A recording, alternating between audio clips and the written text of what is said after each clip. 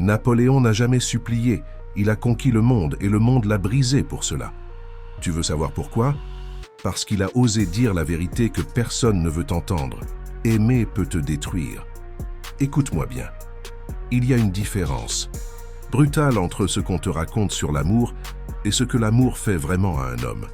On te vend des mensonges dorés, des promesses de bonheur éternel, de complicité parfaite. Mais Napoléon savait. Il savait que plus tu donnes ton cœur, plus tu deviens vulnérable. Plus tu aimes sincèrement, plus tu risques de te retrouver seul avec tes blessures. L'empereur a aimé Joséphine comme un fou, pas comme ces amours de surface qu'on voit partout, mais avec cette intensité qui consume, qui transforme un conquérant en homme fragile. Et qu'est-ce qu'il a reçu en retour? Des trahisons, des mensonges, de l'indifférence glaciale quand il avait le plus besoin de chaleur humaine. Voilà la vérité qu'on refuse de dire aux hommes. Ton amour sincère fait peur, ta vulnérabilité dérange. Ton besoin d'authenticité devient un fardeau pour ceux qui préfèrent les masques et les jeux de pouvoir. Napoléon l'a appris à ses dépens et aujourd'hui, rien n'a changé. Tu connais cette sensation? Ce moment où tu réalises que ton amour pur, ton investissement total, ta sincérité absolue, tout cela est perçu comme de la faiblesse? Cette douleur sourde quand tu comprends que ton cœur ouvert devient une cible pour ceux qui n'ont jamais osé aimer vraiment? L'absurde, c'est que la société te pousse à aimer, mais elle te punit quand tu le fais avec intensité. Elle veut des hommes sensibles, mais elle méprise ceux qui osent montrer leur fragilité. Elle prêche l'authenticité, mais elle récompense les manipulateurs et les calculateurs. Napoléon était trop grand pour être aimé simplement. Trop intense pour être compris facilement. Trop authentique pour jouer les jeux mesquins qu'on attendait de lui. Et c'est exactement pour cela qu'il a fini seul sur son rocher, entouré d'eau et de silence. Être lucide, c'est accepter cette vérité, amère.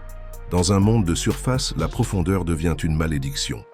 Dans une époque de mensonges confortables, dire la vérité devient un acte de rébellion qui coûte cher. Tu es peut-être là, devant cet écran, à reconnaître cette douleur, cette solitude de celui qui aime trop dans un monde qui aime trop peu, cette fatigue de donner ton meilleur à des gens qui ne savent même pas le reconnaître. Napoléon n'a jamais pleuré en public. Il a gardé sa douleur pour lui, comme toi. Mais cette douleur, elle raconte quelque chose d'essentiel sur ce que signifie être un homme authentique dans un monde qui préfère les illusions. Moscou brûle et Napoléon regarde les flammes consumer ses rêves. Mais ce n'est pas la guerre qui le détruit cette nuit-là. C'est une lettre. Une lettre de Joséphine qui lui annonce froidement qu'elle ne l'attend plus, qu'elle a trouvé mieux ailleurs. L'homme qui a fait trembler l'Europe se retrouve seul, au milieu des cendres, avec un cœur brisé qu'aucune victoire ne pourra jamais réparer. Tu veux comprendre la vraie tragédie de Napoléon? Ce n'est pas Waterloo, ce n'est pas l'exil. C'est d'avoir découvert que l'amour sincère d'un homme peut devenir son plus grand handicap. Revenons en arrière. 1796. Napoléon rencontre Joséphine et tombe amoureux comme seuls les hommes authentiques savent tomber. Totalement, sans calcul, sans protection. Il lui écrit des lettres d'une tendresse bouleversante. « Je me réveille, rempli de toi. Ton portrait et le souvenir de l'enivrante soirée d'hier n'ont point laissé de repos à mes sens. » Ces mots, tu peux les comprendre. Cette vulnérabilité, tu l'as peut-être vécue. Et elle rit de ses lettres avec ses amantes. Elle les trouve trop intenses, étouffantes. Pendant qu'il conquiert l'Italie en pensant à elle, elle collectionne les amants à Paris. Pendant qu'il rêve de construire un empire à ses côtés, elle dépense sa fortune en robes et en plaisirs. Right. L'ironie cruelle? Plus Napoléon gagnait sur les champs de bataille, plus il perdait dans l'intimité. Chaque victoire militaire creusait le fossé entre lui et ceux qu'il aimait. Sa grandeur le condamnait à la solitude. Son intelligence effroyable faisait peur. Sa sensibilité profonde était perçue comme une faiblesse à exploiter. Il y a eu ce moment terrible, en 1807, quand il a surpris Joséphine dans les bras d'un autre. Sais-tu ce qu'il a fait? Il n'a pas crié. Il n'a pas fait de scandale. Il a simplement fermé la porte et il est parti marcher seul dans les jardins de Fontainebleau, pendant des heures, en silence. Comme toi quand tu as découvert que celle en qui tu avais placé toute ta confiance te trahissait dans ton dos. Cette nuit-là, Napoléon a compris quelque chose que beaucoup d'hommes comprennent trop tard. Dans un monde obsédé par le pouvoir et l'apparence, l'amour véritable devient un luxe que peu de gens peuvent se permettre de recevoir. Il était trop authentique pour un monde de masques, trop profond pour une époque de surface. Le pire, c'est qu'il a continué à l'aimer, même après le divorce forcé, même après les humiliations publiques, même quand tout le monde lui conseillait d'oublier et de passer à autre chose. Parce que c'est ça la malédiction des hommes qui aiment vraiment. Ils ne savent pas aimer à moitié. Marie-Louise, sa seconde épouse, n'était qu'un arrangement politique. Elle lui a donné un héritier, mais jamais ce qu'il cherchait vraiment. Une complicité authentique, une reconnaissance de sa vulnérabilité, un amour qui ne soit pas conditionné par ses succès ou ses échecs. Sur l'île d'Elbe puis à Sainte-Hélène, Napoléon a eu tout le temps de réfléchir à cette vérité amère. Il dictait ses mémoires et revenait sans cesse sur ses relations personnelles, pas sur ses batailles, sur ses amours, sur cette quête désespérée d'être aimé pour ce qu'il était vraiment, pas pour ce qu'il représentait. Il ne suffisait pas de gagner le monde, murmurait-il à Las Cases. Il fallait encore mériter d'être aimé par une seule personne, et c'est là que j'ai échoué. Cette phrase te parle? Cette sensation d'avoir tout donné, d'avoir tout accompli, mais de rester vide à l'intérieur parce que l'essentiel te manque? Cette amertume de réaliser que tes qualités les plus nobles, ta sincérité, ta fidélité, ta capacité d'aimer sans condition, sont exactement ce qui te dessert dans un monde cynique. Napoléon est mort seul, entouré de quelques fidèles, mais sans l'amour qu'il avait cherché toute sa vie, pas parce qu'il ne le méritait pas parce qu'il n'était pas capable de le donner, mais parce que le monde avait peur de sa vérité, comme il a peut-être peur de la tienne. Sa vraie tragédie n'est pas d'avoir perdu des batailles, c'est d'avoir gagné tous les combats, sauf celui qui comptait vraiment. Être aimé pour son âme, pas pour sa couronne. Si cette histoire résonne en toi, si tu reconnais cette douleur silencieuse de celui qui aime trop dans un monde qui aime trop peu, laisse un j'aime et prépare-toi à découvrir pourquoi cette souffrance n'est pas une faiblesse, mais peut-être ta plus grande force. Tu sais ce que Napoléon et toi avez en commun? Cette douleur silencieuse qu'aucun homme n'ose nommer. Cette blessure profonde d'être puni pour tes qualités les plus nobles, d'être rejeté pour ta sensibilité, d'être abandonné pour ton authenticité. Regarde autour de toi. Combien d'hommes connais-tu qui ont été brisés pour avoir osé aimer sincèrement? Combien n'ont été moqués pour avoir montré leurs émotions? Combien n'ont été trahis par ceux en qui ils avaient de placer leur confiance absolue? Cette douleur, elle a un nom. C'est la punition de l'homme authentique dans un monde de façade. Napoléon écrivait à Joséphine « Un baiser sur ton cœur » et puis un autre un peu plus bas, bien plus bas. Il osait exprimer son désir, sa vulnérabilité, son besoin d'elle. Et qu'est-ce qu'il a reçu? Des moqueries dans les salons parisiens, des rires derrière son dos. « L'empereur amoureux », disait-il avec mépris. Ça te rappelle quelque chose? Ce moment où tu as ouvert ton cœur complètement, où tu as montré ta vraie nature et où on t'a fait comprendre que c'était trop, que tu étais trop intense, trop sensible, trop sincère. Voilà la vérité cruelle. Le monde moderne punit les hommes qui osent ressentir profondément. Il récompense les calculateurs froids et écrase ceux qui aiment avec leur âme. Il célèbre les manipulateurs habiles et méprise ceux qui donnent sans compter. Tu as grandi dans une société qui te demande d'être sensible, mais qui te juge quand tu l'es vraiment, qui prêche l'égalité émotionnelle, mais qui attend de toi que tu sois fort en permanence, qui dit vouloir des hommes authentiques, mais qui préfère ceux qui savent jouer des rôles. Combien de fois as-tu entendu « Les hommes ne pleurent pas » ? Combien de fois t'a-t-on dit de te comporter en homme quand tu montrais tes émotions? Combien de fois as-tu été ridiculisé pour avoir exprimé tes peurs, tes doutes, tes besoins affectifs? Napoléon a vécu la même chose, mais à l'échelle d'un empire. Quand il montrait sa vulnérabilité, on l'accusait de faiblesse. Quand il exprimait ses sentiments, on questionnait sa capacité à diriger. Quand il avouait ses doutes, on complotait contre lui. Et aujourd'hui, rien n'a changé. Tu peux être le meilleur dans ton domaine, le plus généreux avec tes proches, le plus fidèle en amitié. Mais si tu oses montrer que tu as besoin d'amour, si tu avoues que tu souffres, si tu exprimes ta sensibilité, tu deviens une cible. Cette douleur que tu portes en silence, elle n'est pas une faiblesse. C'est la preuve que tu es resté humain, dans un monde qui déshumanise. C'est la marque de ton authenticité dans une époque de faux semblants. Pense à ces moments où tu t'es senti invisible émotionnellement, où tu avais besoin de réconfort, mais où personne ne l'a remarqué, où tu as donné tout ton amour, mais où on t'a reproché de ne pas en donner assez d'une autre manière, où tu as été sincère, mais où on t'a accusé de manipulation. Napoléon connaissait cette solitude, cette impression d'être seul avec ses émotions, même entouré de milliers de personnes. Cette fatigue de devoir toujours être fort, toujours être celui sur qui on peut compter, mais qui n'a personne sur qui compter vraiment. Il y a cette scène terrible dans sa vie. En 1814, quand tout s'effondrait autour de lui, il a demandé à ses maréchaux de rester fidèles. Pas par orgueil, mais par besoin humain simple. Il avait besoin qu'on lui dise qu'il comptait, qu'il n'était pas seul. Et ils l'ont tous abandonné, un par un. Tu connais cette trahison, cette découverte amère que ceux qui bénéficient de ta générosité sont les premiers à te tourner le dos quand tu as besoin d'eux. Que ceux qui profitent de ta force sont les premiers à fuir quand tu montres ta fragilité. Le monde attend de toi que tu sois un roc, mais il t'oublie quand tu as besoin de chaleur humaine. Il veut que tu sois un héros, mais il t'abandonne quand tu redeviens simplement homme. Il exige ta perfection, mais il nie tes besoins les plus basiques. Cette douleur masculine, elle est universelle. Elle traverse les époques et les classes sociales. De Napoléon à toi, la même blessure.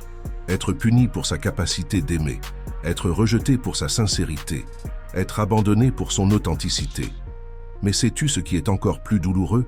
C'est de réaliser que cette souffrance est niée, qu'on te dit que les hommes ont tous les privilèges, pendant que tu crèves de solitude émotionnelle, qu'on minimise ta douleur sous prétexte que tu appartiens au sexe fort. Napoléon avait conquis l'Europe, mais il n'arrivait pas à conquérir le cœur de celle qu'il aimait. Il avait gagné 1000 batailles, mais il perdait celle qui comptait vraiment. Être aimé pour son âme, pas pour sa puissance. Et toi, combien de fois as-tu été aimé pour ce que tu apportais, plutôt que pour ce que tu étais? Combien de fois as-tu senti que ton amour était pris pour acquis, que tes efforts étaient invisibles, que tes sacrifices étaient oubliés? Cette douleur, elle forge aussi quelque chose de précieux. Elle te rend incapable de faire du mal avec légèreté. Elle t'empêche de trahir facilement. Elle te donne cette capacité rare de comprendre la souffrance des autres. Napoléon disait, « Un homme qui n'a jamais souffert ne peut comprendre la grandeur. » Ta douleur n'est pas une faiblesse, c'est ta force la plus secrète. Elle te donne cette profondeur que n'ont pas ceux qui vivent en surface. Oui, tu as mal. Oui, tu te sens seul parfois. Oui, tu portes des blessures que personne ne voit. Mais cette douleur te rend extraordinaire. Elle te donne cette sensibilité qui manque au monde. Cette capacité d'aimer vraiment qui est devenue si rare. Ta souffrance n'est pas pathologique. Elle est la conséquence naturelle d'être resté humain dans un monde qui récompense l'inhumanité. D'avoir gardé ton cœur ouvert dans une époque qui ferme les cœurs. Napoléon a transformé sa douleur en conquête. Toi, tu peux la transformer en quelque chose d'encore plus grand, en authenticité indestructible, en refus de devenir ce qui t'a fait mal, en engagement à rester toi-même quoi qu'il en coûte. Si cette vérité te parle, si tu reconnais cette douleur noble de l'homme qui refuse de se trahir, abonne-toi maintenant et découvre dans le prochain sujet comment transformer cette souffrance en force indomptable. Il est temps de regarder la vérité en face. Napoléon est mort en murmurant un nom, Joséphine. Pas France, pas gloire. Joséphine, celle qu'il avait trahie, humiliée, abandonnée. Et tu sais pourquoi? Parce que même dans la mort, il n'avait pas appris la leçon la plus cruelle de l'existence masculine. Voici l'avertissement que personne ne te donnera jamais. Ton plus grand défaut en tant qu'homme, c'est ta loyauté, ta fidélité, ta capacité à aimer malgré tout. C'est exactement ce qui va te détruire. Écoute-moi bien. Le monde ne te récompensera jamais pour tes qualités nobles.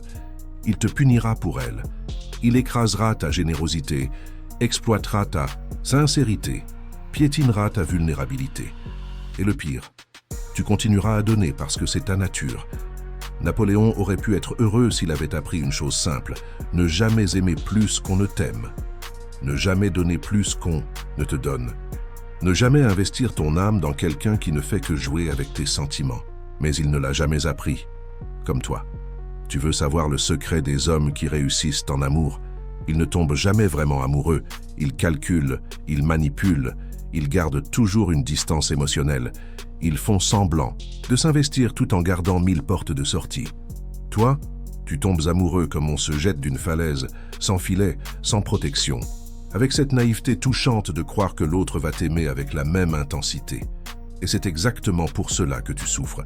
Voici la leçon amère que Napoléon a refusé d'apprendre.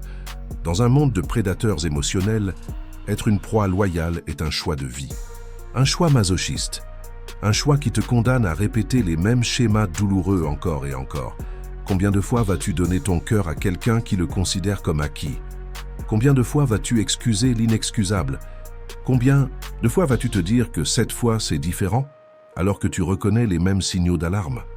L'absurdité de ta condition, c'est que ta capacité d'aimer est à la fois ta plus grande force et ta plus grande faiblesse. Elle te rend extraordinaire, mais elle fait de toi une cible parfaite pour ceux qui ne savent qu'exploiter sans jamais donner. Napoléon avait toute l'Europe à ses pieds, mais il restait à genoux devant une femme qui ne le respectait même pas. Il pouvait commander à des millions d'hommes, mais il ne pouvait pas commander à son propre cœur. Il était l'homme le plus puissant du monde, mais le plus faible face à ses sentiments. Et toi, combien de batailles gagnes-tu dans ta vie professionnelle pour perdre la seule guerre qui compte vraiment, celle de ton bonheur personnel? Combien de succès accumules-tu pour compenser l'échec de tes relations? Voici l'avertissement brutal. Tant que tu ne comprendras pas que l'amour est devenu un jeu de pouvoir, tu resteras un joueur naïf qui perd à chaque partie. Tant que tu croiras que la sincérité sera récompensée par la sincérité, tu seras déçu. Le monde moderne a transformé les relations en champ de bataille psychologique. Les réseaux sociaux ont créé une génération de narcissiques émotionnels. Les applications de rencontres ont réduit l'amour à un supermarché de l'ego. Et toi, avec tes valeurs d'un autre temps, tu débarques dans cette jungle avec des fleurs à la main. Napoléon croyait encore à l'honneur, à la parole donnée, à la fidélité. Dans son époque, c'étaient déjà des valeurs en voie de disparition. Aujourd'hui, ce sont des reliques archéologiques, des curiosités qu'on expose dans le musée des sentiments oubliés. Alors, que faire? Devenir cynique? Jouer les mêmes jeux mesquins? Apprendre à manipuler au lieu d'aimer?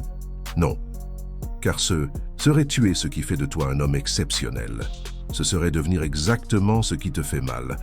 Voici la vraie leçon de Napoléon. Il a préféré mourir en restant lui-même plutôt que de vivre en se trahissant. Il a choisi la solitude noble plutôt que la compagnie hypocrite. Il a accepté l'exil plutôt que le compromis moral. Mais attention, cette voie n'est pas pour les faibles. Elle exige un courage extraordinaire, le courage d'accepter que tu seras souvent seul, que tu seras incompris, que ton amour sincère effraiera ceux qui ne connaissent qu'en que les jeux de pouvoir. C'est le paradoxe tragique de l'homme authentique. Plus il devient grand intérieurement, plus il se retrouve seul. Plus il refuse les compromis moraux, plus il s'éloigne de la masse. Plus il choisit la vérité, plus il se condamne à l'incompréhension. Napoléon l'a payé au prix fort. Toi aussi tu le paieras. Mais voici ce que personne ne te dit.